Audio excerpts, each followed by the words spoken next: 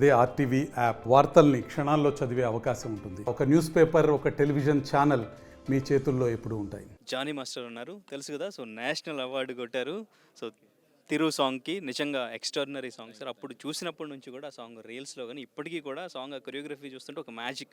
చిన్న చిన్న మూమెంట్స్ అయినా కానీ చాలా డిఫరెంట్గా అనిపిస్తాయి. సో ఆ సాంగ్ ఎక్స్పీరియన్స్ గురించి ఏం చెప్తారు? అది ఎక్కువ హార్డ్ వర్క్ అంటే బాగా ఎంజాయ్ చేసాం. ఆ సాంగ్ సరదాగా తీసామన్నమాట. సరదాగా ఒక 2.5 డే సరదాగా వెళ్ళాము. పాండిచేరిలో చేసాం ఫస్ట్ 2 డేస్ 1 డే ఏమో చేసాం. తర్వాత ఇక్కడ ఫిలిం సిటీలో ఒక చిన్న స్ట్రీట్లో చేసాం అంతే. ఎక్స్పీరియన్స్ అంటే చాలా మంచి ఎక్స్పీరియన్స్. అంటే ఎప్పుడు డ్యాన్స్ సాంగ్లు చేసేవాడిని, సడన్లీ స్లో సాంగ్ ఇచ్చేసి డ్యాన్స్ చేయకూడదు కానీ డ్యాన్స్ కావాలి, బోర్ కొట్టకూడదు, మెలోడీ సాంగ్ వినడానికి బాగుంటాయి, స్క్రీన్ మీద ఎక్కడం చాలా కష్టం. సో అలా ఆలోచించుకుంటూ మేము చేసిందంటే ఫస్ట్ సాంగ్ని ఎంజాయ్ చేసాం. నేను, ధనుష్ సార్ అండ్ నిత్యామేనన్ గారు అండ్ రాశిఖన్నా గారు, ఓం గారు, డిఓపి ఓం గారు ఫస్ట్ సాంగ్ని ఎంజాయ్ చేసాం. నేషనల్ అవార్డు అనౌన్స్ చేయడం కానీ మీరు కాకుండా ఈ సాంగ్కి సంబంధించి ఎవరు గుర్తొచ్చారు? అవార్డ్ అనౌన్స్ చేసిన వెంటనేనా నాకు లేదు, బన్నీ గారికి వచ్చిన తర్వాత నాకు వచ్చిందా అనిపించింది అంతే. అంటే ఎప్పుడు నేను అలా అవార్డు వచ్చింది అరే అని అలా ఏం లేదు. మామూలు డ్రైవ్ చేస్తున్నాను, దినేష్ మాస్టర్ గారు ఫోన్ చేశారు, నీకు నేషనల్ అవార్డు వచ్చిందంటే అవునా నిజమేనా అని అన్నాను. ఏం మాస్టర్ నిజమేనా అంటే నాకు తెలుగులో ఏం చేయలేదు కదా నేను అన్నా. అంటే లేదు, తిరుగు సాంగ్కి వచ్చింది ఇట్లా అంటే ఓహో దానికే మాస్టర్, ఓకే అయితే ఆ సాంగ్ డిజర్వ్ అని చెప్పి అనుకున్నాను అంతే. సో ఇంకా మీ ట్విట్టర్ చూడగానే ఫస్ట్ విష్ చేసింది చిరంజీవి గారు, పవన్ కళ్యాణ్ గారు. సో చిరంజీవి గారి గురించి ఏం చెప్తారు సార్? ఎవరినైతే చూసి నేను డాన్స్ నేర్చుకున్నానో, నెల్లూరులో ఉన్నప్పుడు లీలామహల్ సెంటర్లో కానీ, నర్తకి థియేటర్ కానీ, అర్చన థియేటర్లో రౌడీ ఎల్లుడు, ఘరానా మొగుడు ఇలాంటి సాంగ్స్ అన్నీ చూసి ఒక ఫైర్ లాగా మాలో అంటే నరనరాల్లో మేము జీర్ణించుకున్నాం అనమాట. డాన్స్ అంటే ఇలా ఉండాలి, ఇలా స్టైల్గా ఆడాలి, ఇలా గ్రేస్ ఉండాలి డాన్స్ అంటే అని చెప్పి. సో అలాంటి చిరంజీవి సారే ట్వీట్ చేసి నేషనల్ అవార్డు వచ్చిందని ట్వీట్ చేయడం అనేది చాలా చాలా హ్యాపీ. నేను ఆయనతో సాంగ్ చేశాను, ఇది 150లో సాంగ్ చేశాను, ఆ పెద్ద హిట్ అయిన సాంగ్, అంతా హ్యాపీ. కానీ ఇట్లా నేషనల్ అవార్డు రాగానే వెంటనే ఇమీడియట్లీగా ఆయన ట్వీట్ చేయటం అనేది, దాంట్లో ఆల్వేస్ జాయిన్ అని పెట్టడం చాలా చాలా హ్యాపీగా అనిపించింది. ఎందుకంటే ఆయనే ఐకాన్ కదా మాకు. సో అలాంటిది. సో పవన్ కళ్యాణ్ గారు డిప్యూటీ సీఎం అయిన తర్వాత ఆయన అక్కడ విన్ అయ్యారు, డిప్యూటీ సీఎం అయ్యారు, ఇప్పుడు మీకు నేషనల్ అవార్డు వచ్చింది.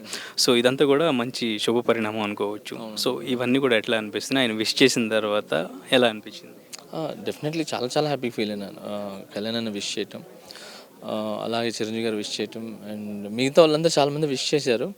సో వాళ్ళందరికీ కూడా పేరు పేరున చాలా thank you so much wish చేసినందుకు. అంటే నాకు వచ్చిన అవార్డు మీ అందరికి వచ్చినట్టు చాలా హ్యాపీగా దాన్ని సెలబ్రేషన్ చేసుకుంటున్నారు. ముఖ్యంగా జన సైనికులు చాలా చాలా ఎక్కడెక్కడో కేక్స్ కట్ చేయించి సో చాలా సెలబ్రేషన్ చేసుకుంటున్నారు. థ్యాంక్ యూ సో మచ్ వీర మహిళలకి, జన సైనికులకి, కార్యకర్తలకి thank you so much.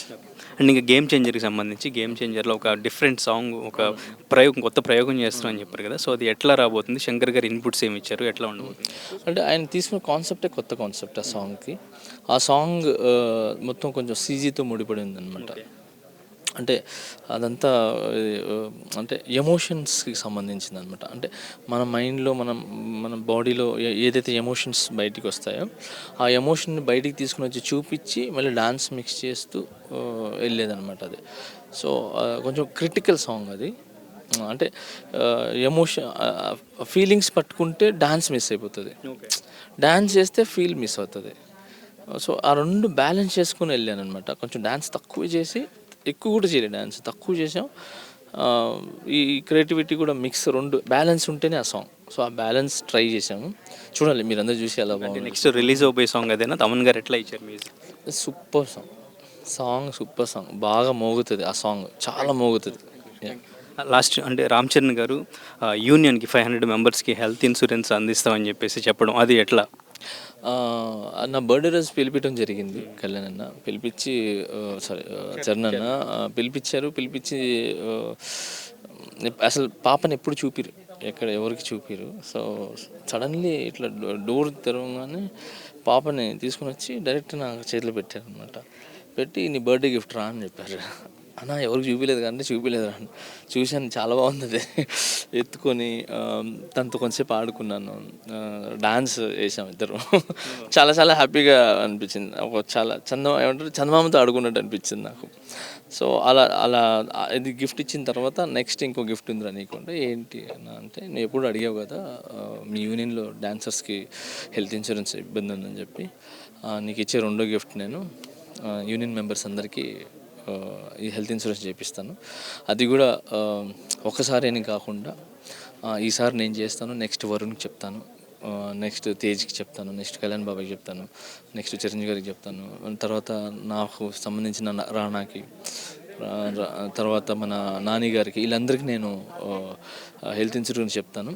So ఒక్కసారి కట్టేసి నెక్స్ట్ ఇయర్కి ఎవరు లేరు అని అనిపించుకోకుండా మా హీరోలందరి సైడ్ నుంచి నేను రిక్వెస్ట్ చేస్తాను అందరికీ, ఒక 10 years మీకు కంటిన్యూగా హెల్త్ ఇన్సూరెన్స్ వచ్చేలాగా అని చెప్పి చాలా చెప్పారు. అన్న థ్యాంక్స్ చరణ్ అన్న, థ్యాంక్ యూ సో మచ్. మరిన్ని వీడియోస్ కోసం ఛానల్ ని సబ్స్క్రైబ్ చేయండి, లేటెస్ట్ అప్డేట్స్ కోసం వాట్సాప్ ఛానల్ ని ఫాలో చేయండి అండ్ లింక్ డిస్క్రిప్షన్ లో ఉంది.